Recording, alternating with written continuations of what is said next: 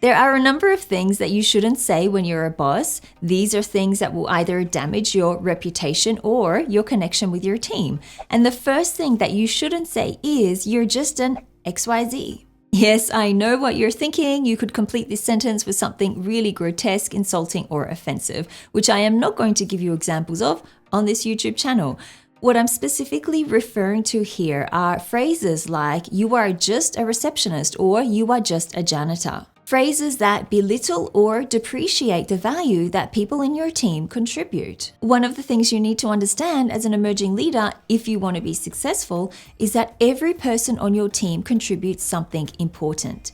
Every person in your team contributes something of tremendous value that keeps your team functioning. If one piece of your organization's framework is removed, then things start to unravel. And you as a leader need to spend time interviewing, hiring, and training up somebody new to replace that person's tasks, or spend time doing an internal reorganization to make sure that person's duties are covered by somebody else. Not to mention some reputation recovery work for being labeled an aggressive boss. Don't say you're just an XYZ. Say you're our valued receptionist. You're our indispensable janitor. And make sure the way that you treat those people all of the time is in sync with the way you talk about them. The second thing you should never say when you're a boss is, you could never learn XYZ, or you could never do XYZ. This ties in with the previous point and could be expanded to say, you are just a receptionist. You could never contribute anything of value in this meeting.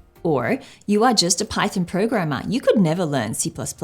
It's about belittling people, like in the last point, but not so much on their current status, more on their future potential. You're saying that that person isn't capable of improving, learning, and growing, and this is a horrible thing for a leader to say to anyone at work. First, it shows you're someone with a big ego because you think nobody could ever be as good as you.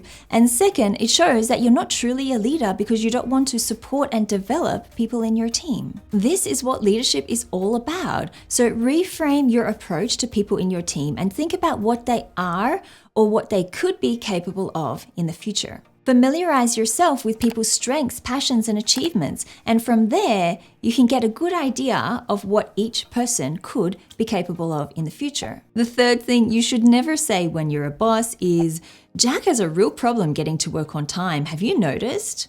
Or, Jill has a real problem spell checking her emails. Have you seen that? This falls into the category of gossiping, which is where you talk about people behind their back. Now, I'll admit this does happen in many workplaces, but it mostly happens between co-workers. Never, and I repeat, never should a boss gossip about people in their team. Why? Because first, it damages the trust the people in your team have in you. If you gossip about them, how can they truly believe that you have their best interests in mind? Second, it makes you look unprofessional and childish. Leaders are held to higher standards than non-leaders, and as such, everything you do and say is scrutinized. The moment you gossip, people will notice because it strays from what is expected of you. You need to set an example for your team to follow. Don't gossip about people in your team. If you are not happy with something that someone is doing in your team, set up a one-on-one conversation with them. This is what real leaders do. The fourth thing you should never say when you're a boss is, this report is a complete embarrassment to our team. Or worse, you are a complete embarrassment to our team. Humiliating the work of someone or humiliating someone in your team is an atrocious thing to do as a leader. It's degrading, it's hurtful, and it's heartless.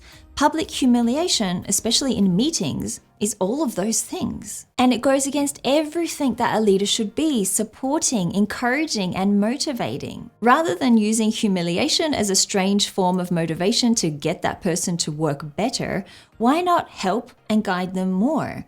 Be a leader. This is your job. This is what you were hired to do. If they're not performing to standard, there's probably a reason for it. Maybe they don't have enough training. Maybe they don't have enough experience. Maybe they don't have enough time to complete the tasks that you have assigned them. There are many reasons as to why somebody in your team could be underperforming. As a leader, it is your job to find out the reason why they're underperforming and to find a solution for it. You can either help that person more, you can send them on training, or you can ask someone else in your team to help guide and nurture and support them through the tasks that you have assigned them. And when you do that, you're not only elevating the skill set of that person, you're elevating the skill set of your team as a whole. The fifth thing you should never say when you're a boss is you need to work better or you need to communicate better. Both of these examples are vague. They're an attempt to give feedback to someone and to encourage them to do a better job, but all they do is leave that person confused. They won't know what area of their work you are unhappy with. They won't know what they need to do in order to work better. And because they're unclear on both of these things, they'll just keep doing the same things that you are unhappy with. This, of course, will lead you to think that they cannot improve and you might end up firing them. All of this simply because you give feedback in a vague way. If you want your team to improve, you need to give them feedback they can actually work with. Give them specific feedback. Give them examples. Tell them how they can improve in that specific area. This is what leaders do. The sixth thing you should never say when you're a boss is you should get your priorities right. This could be said to someone in your team when they're going through a tough time at home and you feel they're prioritizing their personal life, their health, or their family over their work life. As we've experienced throughout 2020 and onwards, leaders need to have more empathy. You need to have more empathy for people in your team and what they're going through in their personal lives. And saying you need to get your priorities right just shows that you are a leader who has no empathy for people in your team. Now, I understand that you are paying your employees to work. You need them to contribute, otherwise the whole framework falls apart. But by you showing no empathy, no interest, no concern for what they're going through, it doesn't help them contribute in the way that you want. It doesn't help them to produce the work result that you're looking for. All it will do is make them resentful of you. It could force them to quit because they realize that they're working for a boss who has no compassion. Instead of threatening your employees and telling them they need to get their priorities right, as a leader, I encourage you to try to understand what the problem is. What is causing them to underperform? What is distracting them from their work? How can you help them through this difficult time? Instead of threatening your employees and telling them they don't have their priorities right, as a leader, I encourage you to understand what the problem is. By simply showing interest and compassion in most cases, you will be able to get that employee back on track, producing the results that you want. The seventh thing you should never say when you're a boss is, it's your problem, you need to fix it. This is deflecting responsibility to people in your team when in reality, ultimate responsibility always lies with you. Even if they've been assigned a task, you have given them responsibility to complete that task. Ultimate responsibility of completion of that task will always rest with you. It will always rest with the leader. This is a part of delegation that a lot of people misunderstand. They think they simply assign a task to someone in their team and they can wipe their hands of all responsibility. But the only thing this does is cause potential problems for you in the future that you will have to fix up and attend to at a later time. As a leader, you need to be there ensuring that your team complete tasks to standard. This doesn't mean that you need to be micromanaging or involved in every little aspect of when they complete a task.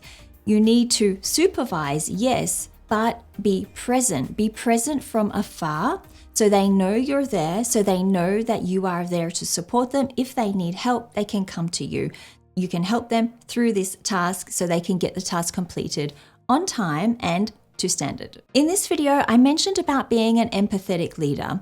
This is one style of leadership that you could use when you are in your leadership journey. There are a number of other styles that are accessible to you as well. Being collaborative, being creative, or being an agile leader. The style of leadership that comes naturally to everyone watching this video will be different, and there's no one right or wrong style to use either. If you want to find out what your natural leadership style is, then you need to watch this video here where I share a quick activity so you can identify your natural leadership style and help you to become a better leader. Thank you so much for watching this video. If you did enjoy it, please hit the like button below this video. Don't forget to subscribe to my channel because every week I share videos on leadership or communication to help you in your leadership journey, and I would be honored to share those future videos with you too. Thank you again for watching, and I'll see you in the next video.